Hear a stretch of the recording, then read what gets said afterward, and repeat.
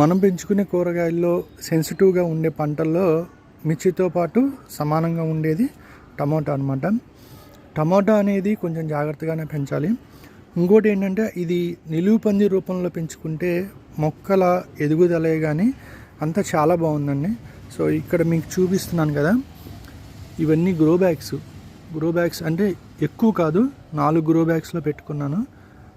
నిలువు పందిరి అంటే ఏం లేదు, పైన ఒక కర్రని ఇలా ఇదిగో ఇక్కడ మీకు చూపిస్తున్నాను కదా, ఇది అడ్డంగా పాతుకొని నిలువుగా ఏం చేశానంటే పీవీసీ పైపులు అంటే కరెంటు పనులకు వాడినటువంటి పైపులు ఉన్నాయి కదా వేస్ట్వి, వాటిని పైన జాయింట్ చేసి కిందకి ఈ విధంగా గ్రో బ్యాగ్లో దించేశాను.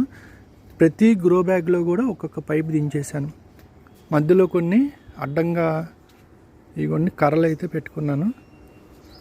నెక్స్ట్ ఇక్కడ మధ్యలో మీకు తాడులా కనబడుతుంది కదా, ఇది తాడైతే కాదండి, పాత కాటన్ చీర వేస్ట్గా ఉన్నదాన్ని ఈ విధంగా నేను అల్లుకున్నాను. ప్రతి మొక్కకి ఏం చేశానంటే కింద ఉన్నటువంటి ఎండిపోయిన పండిపోయిన ఆకుల్ని ఎప్పటికప్పుడు తీసేయడము, ప్లస్ ఏంటంటే ఈ ప్రతి ఒక్క చోట కూడా జాయింట్ చేసుకుంటూ వచ్చేసాను. దీనివల్ల ఏంటంటే కాయలు ఎక్కువైనా మనకి చెట్టు పడిపోయే అవకాశం చాలా తక్కువగా ఉంది. చూడండి, నాకు తెలిసి ఈ టమాటా మొక్కలు నాకు ఏప్రిల్ వరకు అంటే ఏప్రిల్ ఎండింగ్ వరకు వస్తాయి అనుకుంటున్నాను. ఆల్రెడీ చిన్న చిన్న పిందెలు ఉన్నాయి, ఇవి కాకుండా పూత కూడా ఉంది. ఇదిగోండి, దీనివల్ల ఏంటంటే మొక్క పైకి చక్కగా అల్లుకుంటూ వెళ్ళడం, మొక్క ఎక్కడా కూడా డ్యామేజ్ అయితే అవ్వట్లేదు. దీనివల్ల మొక్క చాలా హెల్తీగా ఉంటుంది. ఇదిగోండి, ఇదంతా కూడా ఫ్లవరింగే. మీకు కింద కూడా చాలా చోట ఫ్రూటింగ్ ఉందండి, చిన్న చిన్నవి. ఇదిగోండి,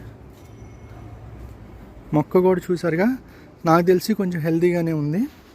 నెక్స్ట్ ఇంకోటి ఏంటంటే ఎప్పటికప్పుడు కింద పండిపోయిన ఎండిపోయిన ఆకులు తీసేయడము, మల్చింగ్ ఒకటి వేసుకుంటున్నాను. ఎండలు పెరుగుతున్నాయి కాబట్టి మల్చింగ్ అంటే ఈ టమాటా ఆకులే వేయకుండా వేరే సొర, చిక్కుడు అట్లాంటి ఆకుల్ని వేస్తున్నా. ఎందుకంటే ఈ టమాటా ఆకులే వేసామనుకోండి దానికి ఏమన్నా పెస్ట్ ఉంటే స్ప్రెడ్ అయిపోతుందనే అనుమానంతో నేనైతే వేయలేదు. సో చాలా బాగుంది. ఇంకోటి ఏంటంటే మీరు గమనిస్తే ఇక్కడ ఈ గ్రో బ్యాగ్లో ఆల్రెడీ 2 టమాటా మొక్కలు పెట్టా. ఇది ఒకటి మనకి ఆవాల మొక్క కూడా పెట్టాను. ఎందుకు ఆవాల మొక్క పెట్టానంటే ఆల్రెడీ అంతకుముందు దాంట్లో చిన్న ఆవాల మొక్క ఆటోమేటిక్గా లేచి ఇగోండి ఇంత పంట అయితే వచ్చింది. సో బాగుంటుందనే ఉద్దేశంతో నాటాను. చూసారుగా ఎలా ఉందో. సో అవకాశం ఉన్న వాళ్ళు నెక్స్ట్ ఏ నుండి అయినా నిలువు పందిరితో